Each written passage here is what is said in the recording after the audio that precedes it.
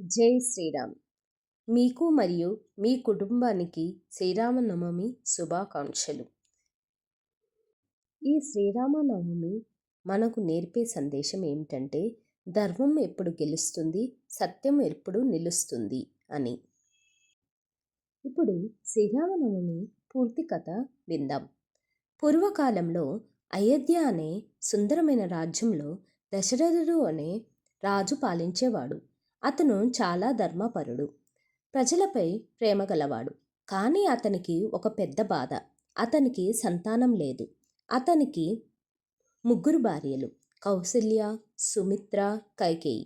రాజ్యానికి వారసుడు లేకపోవడం వల్ల రాజు చాలా ఆందోళన చెందేవాడు. ఒకరోజు మహర్షి వశిష్ఠుడు రాజుకు ఒక పరిష్కారం చెప్పారు. ఆయన సూచనతో పుత్రకామేష్టి యాగం నిర్వహించారు.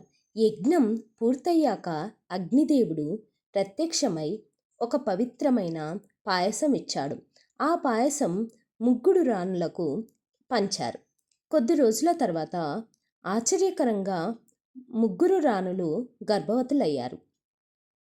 కౌసల్యదేవికి జన్మించినవాడు మన శ్రీరాముడు. కైకేయికి భరతుడు, సుమిత్రకు లక్ష్మణుడు మరియు శత్రుఘ్నుడు.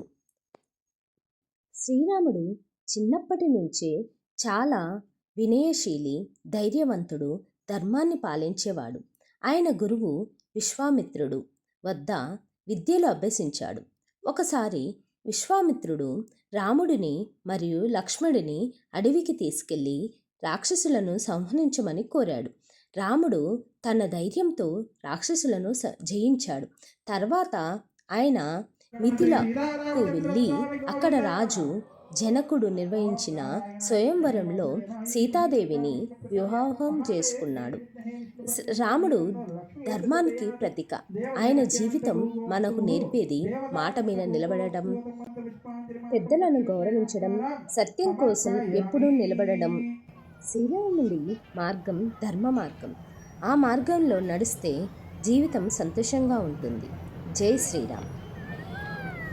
మనం ముఖ్యంగా శ్రీరామనవమి ఆ మహానుభావుడి జన్మదినంగా ఎంతో భక్తితో జరుపుకుంటాం.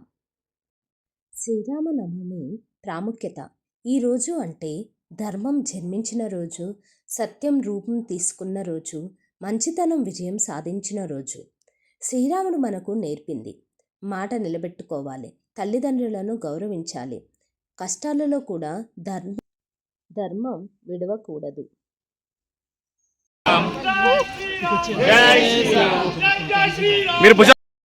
రాముడు కేవలం ఒక దేవుడు కాదు, మన జీవితం ఎలా ఉండాలో చూపించే మంచి మార్గదర్శి. జై శ్రీరామ్. మీకు మరియు మీ కుటుంబానికి శ్రీరామనవమి శుభాకాంక్షలు.